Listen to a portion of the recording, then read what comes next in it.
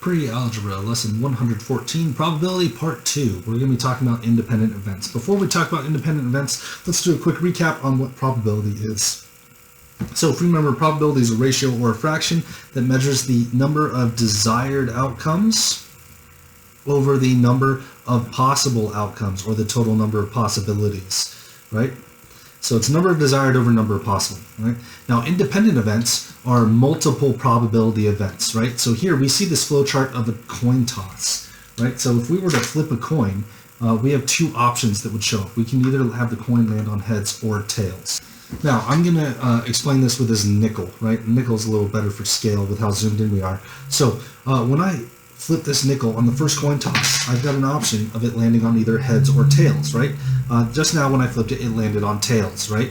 So now I'm into this event. This first event had a probability of 1 out of 2. The number of desired outcomes, let's say I wanted to get tails, the number of desired outcomes was 1 out of 2 possibilities, right? Now, let's say I wanted to toss this coin 2 times, right?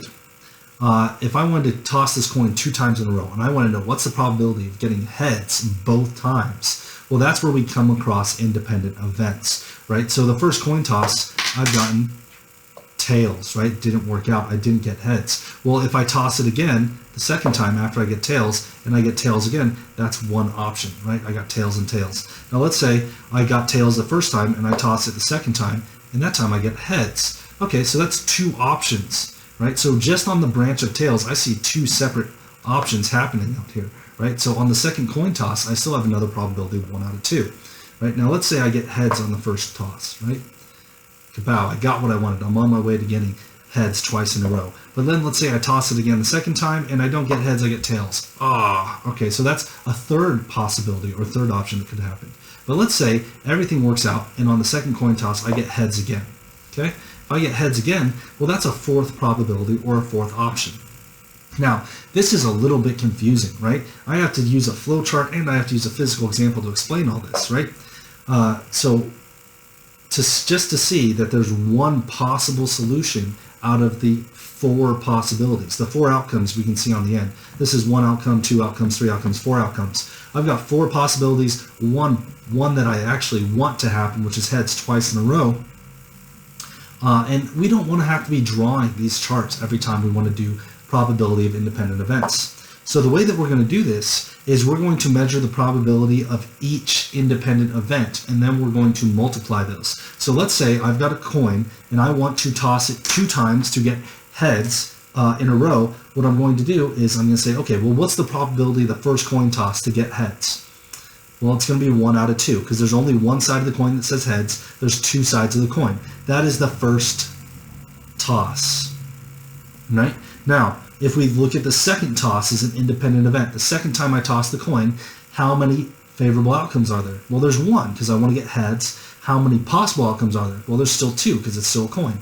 So that's the second toss. Now, to find out the probability of getting heads both times in a row, all I'm going to do is I'm going to take the probability of the independent events and I'm going to multiply them. So all I have to do is just multiply these fractions. So if I do 1/2 times 1/2, I end up with an answer of, well, 1 times 1 is 1, 2 times 2 is 4, so the probability is 1 out of 4. And that's what I see on this paper, which is great, okay? Now, the way this helps us is it helps us with the probability of things that are a little more confusing than coin tosses or that have more things going on. So let's go to our number cube example, right? Remember, a dice has 6 sides, right? Let's say I want to roll a dice 3 times in a row, and I want to get an even number every time. So let's think about this. The total number of possibilities on a dice is 6. How many even numbers out of those 6? Well, let's see here. 1, 2, 3, 4, 5, 6. Of those, the even numbers are 2, 4, and 6. So I've got 3 possibilities for even numbers, right? And then I said I wanted to roll this dice 3 times. So what I'm going to do is I'm going to take the probability of 3 over 6, and I'm going to multiply that by itself 3 times because the probability doesn't change each event because I'm looking for the same thing to happen. Now I could multiply 3 times 3 times 3 times 6 times 6 times 6, or I could just reduce them all. I could rewrite 3 6 as 1/2, 1/2, 1/2, and then when I multiply, I get 1 times 1 times 1 equals 1. 2 times 2 is 4, times 2 is 8. So the probability there would be 1/8. So when you have a same event happening multiple times, we just multiply the probabilities by themselves, or we measure the probability of each independent event and multiply that by itself. Okay. Now there's one more version of these problems. Okay. There's the version of this problem where they set you up. So 114.2 is a great example found on page 356. In this one, they say a fair coin is tossed 4 times, and it comes up heads each time. What is the probability that it will come up heads on the next toss? Right, so this is a trick question. Now, I remember last lesson I told you there's no trick questions in probability. This isn't a trick as far as the probability goes. It's not a trick as far as number desired and number possible. It's a trick in the way the question is worded. What is the probability that the coin will come up heads on the next toss? They're not talking about what's the probability that it will come up heads 5 times in a row. They just want to know the 5th toss. Well, the probability of the fifth toss is going to be, well, 1 option for heads out of 2 possible options when the coin is tossed. So it's a trick as far as how it's worded. The final answer is just going to be 1 out of 2.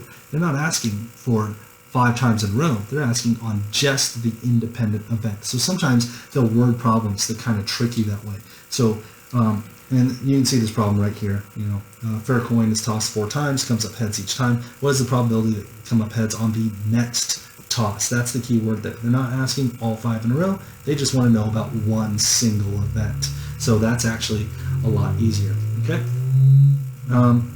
That's it for this lesson. If you guys have any questions, let me know on the school website, and I will see you in class.